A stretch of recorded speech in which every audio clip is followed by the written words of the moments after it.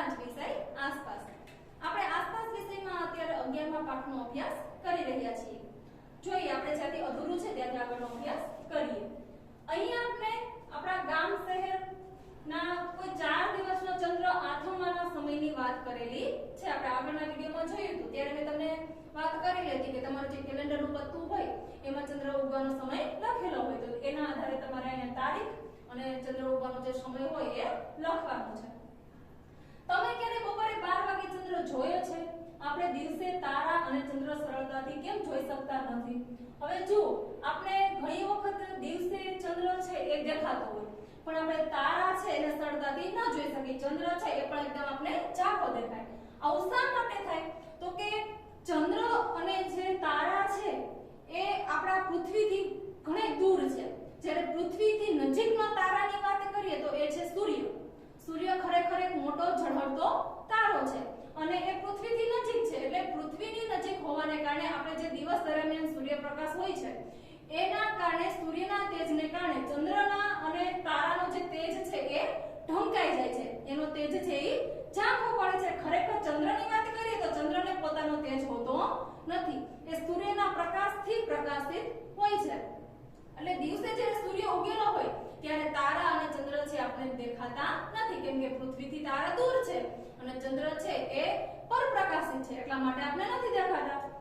હવે આગળ જોઈએ, કવિ પણ કવિતામાં આવા જ પ્રશ્ન પૂછે છે। આપણે એક સરસ મજાની કવિતા આપી છે જેમાં આપણે તારાની વાત કરીએ તો આકાશમાં જેટલા તારા છે એ તારા આપણે ગણી શકતા નથી, અગણિત તારાઓ છે। તમે ક્યારે પ્રયત્ન કર્યો છે કે તારાને આપણે એક એક કરતા ગણીએ? ખરેખર આપણે તારા ગણી શકતા નથી।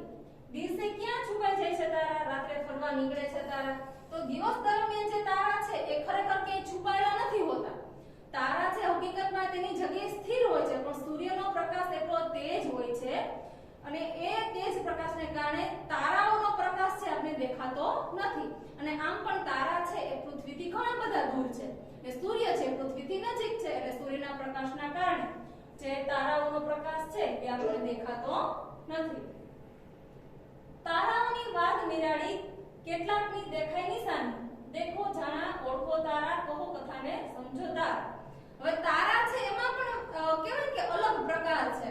એમાં આપણે વાત કરીએ તો મંગળ, બુધ, ગુરુ, શુક્ર, શનિ આવા જુદા જુદા પ્રકારના તારાઓ અને આપણે ગ્રહો છે, પૂંછડીયો તારો હોય, ધ્રુવનો તારો હોય એટલે આપણે એમાં પણ આપણે જુદા જુદા પ્રકાર પાડીએ છીએ। આગળ આપણે એક ફોટોગ્રાફ આપ્યો છે, રસપ્રદ ફોટોગ્રાફ। એક અવકાશયાન ચંદ્ર તરફ ગયું। હવે એક અવકાશયાન છે એ ચંદ્ર તરફ જાય છે અને પૃથ્વીનો આ ફોટોગ્રાફ છે એ ચંદ્રની સપાટી પરથી લેવામાં આવેલો છે। હવે અવકાશયાન છે જ્યારે ચંદ્ર ઉપર જાય છે તો ચંદ્રની જે સપાટી હોય ત્યાંથી પૃથ્વીનો ફોટો પાડેલો છે। જુઓ પૃથ્વી કેવી લાગે છે? તમે ચંદ્રની સપાટી જોઈ શકો છો? જો આ આપણે જે સફેદ ભાગ દેખાય છે એ ચંદ્રની સપાટી છે અને આ ઉપર છે એ પૃથ્વીનો ગોળો છે। આ ચિત્રને જોઈ તમને કોઈ પ્રશ્ન થાય છે તે પ્રશ્ન લખો અને વર્ગમાં ચર્ચા કરો કે આ ચિત્ર જોઈ અને તમારા મનમાં જે વિચાર આવે છે એ વિચારની આપણે ચર્ચા છે આપણા વર્ગખંડમાં કરવાની છે। આગળ આપ્યું છે કાર્ય કરતા રહો પરિણામ મળશે। કોઈ પણ કામ છે એની સફળતા આપણે જો એક વખતમાં ન મળે તો આપણે કામ છોડી નહીં દેવાનું, આપણે કામ કરતું રહેવાનું, આપણે સફળતા છે એ આપોઆપ મળી રહેશે।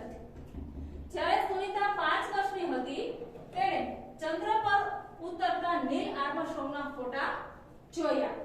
હવે સુનિતાની વાત કરીએ તો સુનિતા 5 વર્ષની હતી ત્યારે તેણે ચંદ્ર પર ઉતરતા જે નીલ આર્મસ્ટ્રોંગ જે ચંદ્રની જે સપાટી છે ત્યાં સુધી પહોંચ્યા કે ચંદ્ર પર પહેલો પગ મૂકનાર નીલ આર્મસ્ટ્રોંગ એના ફોટા જોયા। 1969 માં નીલ આર્મસ્ટ્રોંગ છે ચંદ્ર પર ચાલનાર પ્રથમ માણસ હતા કે ચંદ્રની સપાટી પર પહેલો પગ મૂકનાર નીલ આર્મસ્ટ્રોંગ હતા। બીજા બધા બાળકોની જેમ સુનિતા પણ મુગ્ધ હતી। સુનિતા શું કહે છે કે જ્યારે તે નાની હતી ત્યારે તેને ભણવા કરતા રમતગમતમાં અને તરવામાં ખૂબ જ રસ હતો। સુનિતા શું કહે છે કે બીજા બાળકોની જેમ એને ભણવા કરતા રમતગમતમાં જ રસ હતો અને તરવામાં પાણીમાં તરવામાં ખૂબ જ એને રસ હતો। માધ્યમિક શાળાનું શિક્ષણ લીધા પછી સુનિતાને મરજીવો બનવું હતું। મરજીવો એટલે કે દરિયાની જે ઊંડાઈ હોય, દરિયાની અંદર જઈ અને મોતી શોધવા કે બીજી શોધખોળ કરવી, એ બધા મરજીવા કહેવાય। એટલે સુનિતા શું કહે છે કે માધ્યમિક શાળાનું શિક્ષણ લીધા પછી સુનિતાને મરજીવો બનવું હતું, પરંતુ તે આ અભ્યાસક્રમમાં ના જોડાઈ શકી। સુનિતાની ઈચ્છા હતી છતાં પણ એ મરજીવો બની શકતી નથી। તેના બદલે તે હેલિકોપ્ટર પાયલટ બની એક દિવસ તેને જાણ થઈ કે તે આ વિશે ભણી હોત અને તાલીમ લીધી હોત તો તે અવકાશ મિશનમાં જોડાઈ શકી હોત અને તેણે તે જ કરી। હવે જ્યારે પાયલટ બને છે ત્યારે એને ખબર પડે છે કે તે અવકાશના મિશનમાં જોડાઈ શકે છે અને એ મિશનમાં જોડાય છે। 2007માં સુનિતા વિલિયમ્સ છે એ મહિલાઓ દ્વારા સૌથી લાંબી અવકાશ યાત્રીની કીર્તિ છે એ નોંધાવી। હવે સુનિતા વિલિયમ્સ છે એ આપણે આગળ જોયું તેમ કે 6 મહિના અવકાશ યાનમાં રહીને આવેલી છે। એટલે શું કહે છે કે મહિલાઓ દ્વારા જે આટલી લાંબી મુસાફરી હોય એ લાંબી મુસાફરી કરનાર જે સ્ત્રી છે એમાં એનું નામ છે એ સામેલ થયેલું છે। આગળ એવું છે કે સુનિતા વારંવાર બાળકોને પોતાનું ઉદાહરણ આપતી। સુનિતા જ્યારે બાળકોને મળવા શાળાએ જાય છે ત્યારે વારંવાર એ પોતાનું ઉદાહરણ આપી અને બાળકોને મોટિવેટ કરે છે। જો તમે કંઈક જોઈએ છે અને તેમને એના સિવાય બીજું કંઈ જ મળે તો પીછેહટ ના કરો। સુનિતા શું કહે છે કે તમારે કંઈક જોતું હોય તમને ન મળે તો તમે એ વાત છે એને છોડી ન દો। આપણે જેને વાત કરી એમ કે તેને મરજીવો બનવું હતું પણ એ મરજીવો ન બની તો એ પાયલટ બની એટલે ત્યાંથી તે અવકાશયાત્રી બની। એટલે કંઈ તમને ન મળે તો તમે પીછેહટ ન કરો। કાર્ય કરતા રહો, પરિણામ મળશે। કે કોઈ પણ તમે કાર્ય છે વારંવાર કરો એટલે અંતે તમને તેમાં સફળતા મળે। જ્યારે કોઈ બાળકે સુનિતાને પૂછ્યું કે ભવિષ્યમાં શું કરવા માંગે છે તેણે જવાબ આપ્યો, મારે શિક્ષક બનવું છે। હવે સુનિતા છે બાળકને પૂછે છે કે તું મોટો થાય તો તારે શું બનવું છે? તો બાળક શું કહે છે કે મોટા થઈ અને મારે શિક્ષક બનવું છે જેથી હું બાળકોને સમજાવી શકું। ગણિત અને વિજ્ઞાન આપણા જીવન સાથે કેટલા નજીકથી જોડાયેલા છે। બાળક શું કહે છે કે હું એને સમજાવી શકું કે ગણિત અને વિજ્ઞાન જેવા જે વિષય છે એ ખરેખર આપણા જીવન સાથે ખૂબ સારી રીતે જોડાયેલા છે કે એમાંથી આપણે ઘણું બધું શીખવા, જોવા અને જાણવા મળે છે।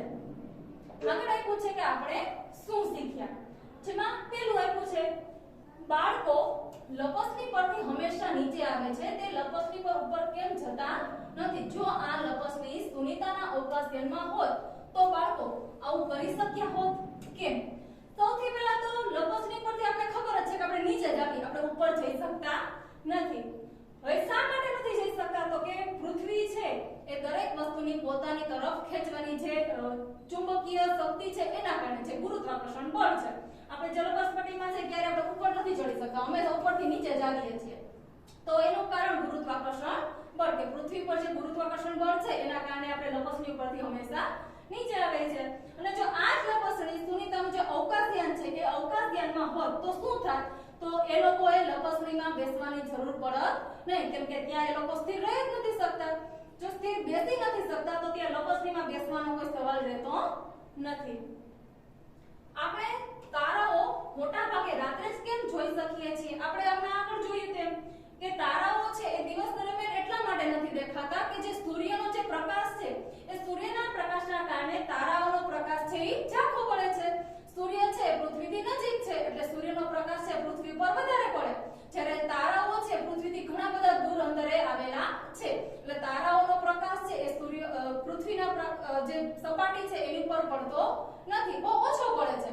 જ્યારે સૂર્યનો પ્રકાશ છે વધારે પડે છે એટલે સૂર્યના પ્રકાશના કારણે તારાઓનો પ્રકાશ છે આપણે દેખાતો નથી। એટલે તારાનો પ્રકાશ નથી દેખાતો એટલે આપણે એવું થાય છે કે તારાઓ છે માત્ર રાત્રે હોય છે, પણ ખરેખર એવું નહીં। તારાઓ છે 24/24 કલાક હોય પણ આપણે માત્ર રાત્રે જ દેખાય છે। આગળ એવું છે પૃથ્વીને અવકાશમાંથી જોઈને સુનિતાએ કહ્યું જુદા જુદા દેશો અહીંથી જુદા જુદા જોઈ શકાતા નથી। આ સરહદો કાગળ પર છે તે આપણે બનાવી છે। તમે વિધાન દ્વારા શું સમજ્યા? હવે સુનિતા છે એ સ્પેસયાનમાંથી જ્યારે જોવે છે તો એને પૃથ્વી પર માત્ર પૃથ્વીની ઉપરની જે જમીનની સપાટી અને પાણીની સપાટી આ બે જ વસ્તુ દેખે છે, તેને જુદા જુદા દેશ છે દેખાતા નથી। એટલે ખરેખર આપણે જોઈએ તો નકશામાં એક દેશને બીજા દેશથી અલગ પાડવા માટે જે રેખા હોય એ દોરેલી હોય એટલે આપણે જેને નકશામાં એક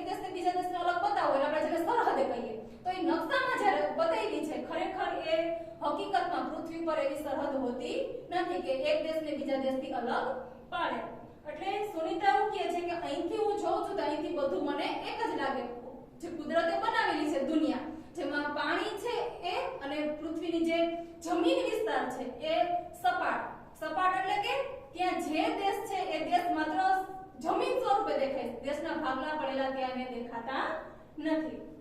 ચલો અહીંયા આપણો આસપાસનો 11મો પાઠ છે એ પૂર્ણ થાય છે. આની સાથે આપણું જે પહેલા સત્રના 1 થી 11 પાઠ છે એ પાઠ્યપુસ્તકમાં આપણે કોર્સ છે એ પૂરો થાય છે. તમને 11મા પાઠની પીડીએફ મળી ત્યારે તમારે પીડીએફ છે એ સ્વાધ્યાય પોથીમાં લખવાની રહેશે ને ત્યાર પછી આપણું જે પરીક્ષાનું રિવિઝન છે તેની આપણે શરૂઆત કરીશું. ફરીના વિડીયોમાં મળીએ ત્યાં સુધી બધાને જય શ્રી કૃષ્ણ.